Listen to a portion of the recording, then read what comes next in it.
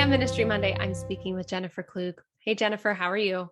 I'm doing great, Amanda. How are you today? I'm doing well. Thanks for chatting with me today. It's always nice to sit down with you and have a little mini check-in, a little update, of course, because at this point, you have been our executive director for 8 months now. Is that correct? Yes. I was just reflecting on that. I started January 11th. So I am just a few days shy of wrapping up month 8. Wow. That's wonderful. How have the last 8 months been? It has been, if I had to use one word, I would actually say exhilarating. Okay. One member said to me early on in my tenure, she said to me, "Is it like drinking from a fire hose?" And I said, I think that's probably the most apt description I've heard. The fire hose that has now slowed down to a trickle, and it feels so much more manageable. Our members, the board, our volunteer leadership, of course, my fellow staff members have just been so terrific in welcoming me, helping me understand the association, who we are, and most importantly, why we are here. And I always remind myself that I am, not only here to serve our members, but that I'm standing on the shoulders of the people who have come before me serving in this role. And so I'm really grateful for the legacy they have built. Well, I also want to mention too that I'm grateful for the legacy that you're building upon as well, and that you, in time, not now, but in time, will also leave. And also because too, I mean, let's be honest, you are the first female NPM executive director. I mean, that's a big deal. And you're leading an all-female national staff. And I think that's, especially working in the Catholic Church, that's something that I personally find very inspiring. And I find very encouraging too for the future of the church. Thank you. Yeah, and I think that's certainly reflective of some of the changes that we're seeing within our church. More women than ever are serving as pastoral associates. More women than ever are serving as directors of music at their parishes. Even in the executive directors network, which is a group of executive directors of the Catholic organizations, service organizations around the country. When I sit on those Zoom calls monthly, it's a preponderance of female faces. And so it's great to be a part of that shift to make sure that women have representation within our church. Amen. I'll teach you a quick sign language, a piece of sign language that I always love for moments like this. If you're watching the video podcast, this is even better. But the version of amen in sign language for a simple amen at the end of a prayer is simply bringing your hands together in front of your chest, just like you'd be folding, with your hands with your fingers pointed upward. But if you are very excited and saying amen, you take almost like a thumbs up with a closed fist and you pound it across your palm. This means amen. You almost like if you're in a gospel or gospel choir or a Baptist church, like amen. So it's emphatic. Exactly. It is emphatic. And so I say to you, amen. So also, since we last talked on the podcast, you have experienced now NPM's convention. So of course you came, you were a large part of the national convention in New Orleans that last year. How was it? How was your first experience with the convention? My convention, I hesitate for a second because it was a terrific experience, but I always remind myself that it was still an unusual convention experience. Right. We like to think that we're in a post-COVID world, but we know that we are really in the midst of a COVID world. So to have over 500, actually almost 600 members join us in person in New Orleans, and have nearly another well, I guess about 250 join us for the virtual components of it. That spoke volumes to me about the need for our organization. It was amazing to be there in person, to meet so many of our members, to meet our volunteer leaders in person for the first time, to meet you in person for the first time. That's right. Fun fact, when I first met Amanda in person, she had her mask on and I actually didn't recognize my own team member. That's true. That's true. But quick, I mean, you quickly did. But yes, the mask can be deceiving. But yes, if you don't know and you're listening, I work, I don't work in the Silver Spring office. I'm blessed to work from home in Pittsburgh. And so Jennifer and I see each other multiple times over Zoom every day, but you know, in person, she didn't at first recognize me, but you very quickly did. You very quickly went right did. over my head.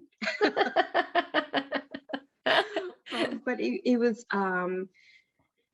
the ability to gather together with so many like-minded individuals who love music and love the liturgy just as much as I do, if not more.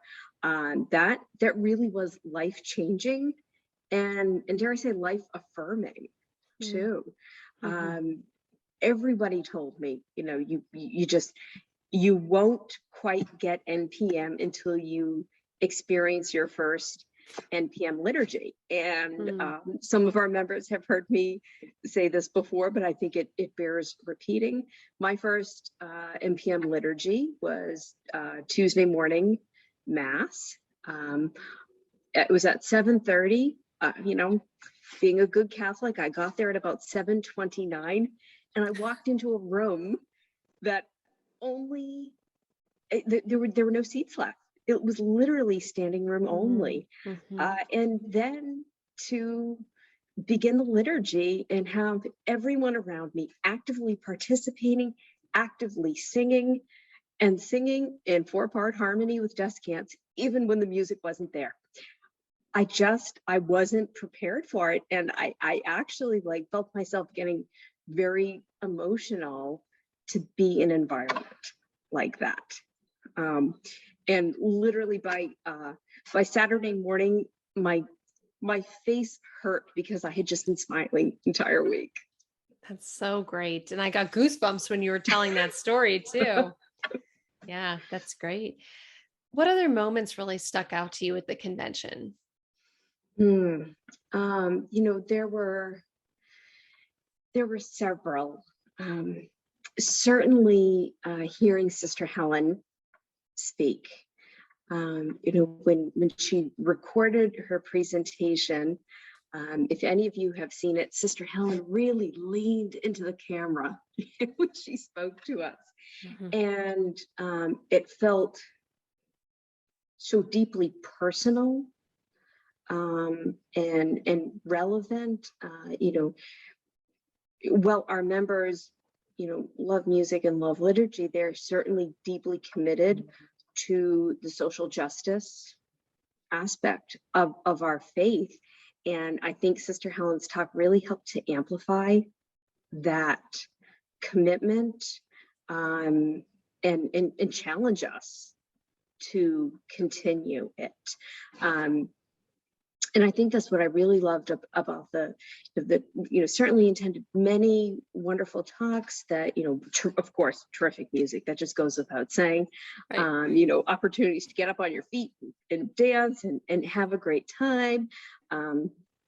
Attending other sessions where you're learning about other traditions, how to incorporate those, how to become a better singer, a better director, a better accompanist. You know, but those moments that really challenged us to serve and to lead, I think those are the ones that are really going to stick with me. Sounds like you had a good first convention experience, all things considered. I did. Yeah, that's great. That's wonderful. So let's transition a little bit away from the convention and let's talk a little bit about plans for the fall for the association. So I wanted to talk with you about NPM in terms of the fall and the end of the year. So we're in the last quarter of the year. What do you see for the association for the fall in terms of plans for the rest of the year? So we have a couple of a couple of things coming up this fall that I'm very excited about. On Tuesday, we start a 4-part series led by member Teresa Yoder, and it's focusing on the fundamentals of theory. So for particularly for novice musicians like myself, for those who don't have a strong theory background, a strong sight reading background, this is a 4-week program that's geared, it's geared to me, it's geared to members like me. And we're also offering kind of a bundle deal that if you'd like to join as a basic member and take advantage of Teresa's course, we're offering it as a small discount to do those two together. We also have our annual members meeting coming up on September 20th. This will be the second virtual members meeting that we've had. Most of our members probably remember that we've, prior to 2020, we always had it as part of our convention. But we know typically only 20 to 25% of our membership attends our convention. And we want to make sure that all members, regardless of convention attendance, have an opportunity to participate in that meeting. So doing it as a virtual meeting really allows us to be able to welcome all members into that environment. So we're really excited about that.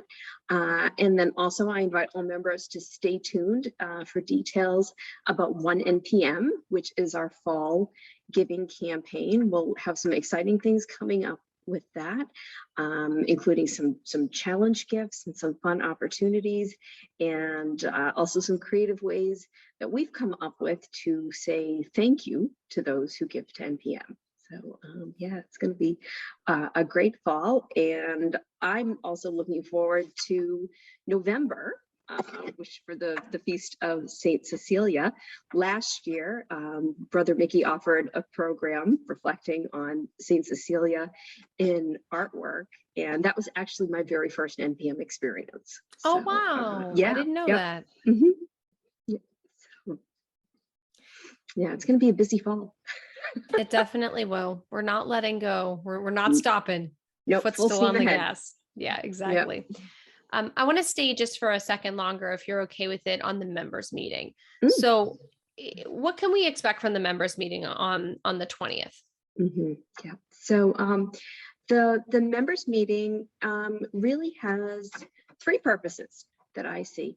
It's the leadership's opportunity to communicate with the members, to give them updates on what's been happening, to highlight some content as well. So we anticipate showing you a little bit more about our website if you're not familiar with that, sort of giving a brief state of the association, highlighting some membership opportunities. The second part of it is to really recognize our 2021 award winners. We traditionally had done that during the members meeting, so we'll continue that. So we'll be recognizing Father John Baldwin, our Jubilate Deo award winner, as well as Dr. Richard Cherie, our Pastoral Musician of the year. So we'll have some nice highlight reels to share with you on that. And then last but not least, anybody who signs up for the members meeting, or really any member, even if you can't attend live on the 20th, it's your opportunity to submit questions to your NPM leadership and hear directly from us. And if you have any questions, concerns, thoughts, we ask you to send them to us. When you say NPM leadership, can you give a little bit more insight as to someone who's listening who maybe they're not really sure how to start and who to contact, what would they do? Sure. You can always, 2 easy emails to remember. You can always send it to an email to npmsing@npm.org. That's our General Association email address, and we'll make sure that that email gets to the right person to have your issue addressed. You can also always email me. I love it. I have the easiest email. It's just director@npm.org. If you have any questions, you want to talk to me about something, just reach out to me and know that I'll be back in touch with you. When we talk about NPM leadership, we're talking about our board of directors. We have 7 board members, a chair, a vice chair, and 5 members at large. Our board is also part of our council. Our council recently shifted structure a little bit. You may have remembered the prior structure. In January, we shifted it to have 14 regional representatives, and those regional reps reflect the Episcopal regions. So they're spread across the country. So we have voices representing our members from coast to coast. We also have 8 forum chairs as well. So the forums replaced what members recall as the interest sections. And those interest sections were combined into forums. If you go to our website, npm.org, and you look at leadership, you can find any of those people. You can find the contact information for them. I also serve on the council as an ex officio and on the board of directors as an ex officio. And last, certainly not least, we are very blessed to have Bishop Mark Seitz, the Bishop of El Paso, serving as our Episcopal moderator, and he serves on the council as well. Thank you. Thanks for taking a minute to kind of explore that as well, because I do think that sometimes we want to reach up, but don't know where to reach up, if that makes sense. So I think it's time well spent to kind of take a second and explore that. Yeah. And I will say all of our volunteers are exceptionally responsive to their email. They all have an NPM email address too. I think too, we should mention too, and I know I've said it before on the podcast, but I think it bears repeating, that the forums which replace the interest sections are not they're not specified the same way as interest sections. So for example, we have things like communications as a forum, or musical skills as a forum, or cultural advocacy as a forum. So previously our interest sections were things like organ, cantors, music educators, which is great, but it's not like they're the same categories going into the forums. Right. And so now we're able to look at those disciplines much more broadly, because if something is true for one area, it might be true for another. So it really allows us to harness those resources much more effectively. Also too, I think it also harnesses the strengths and skills of pastoral musicians, because I really do think so many of us have skills in different areas that might not even be music. So for example, we have a finance and development team.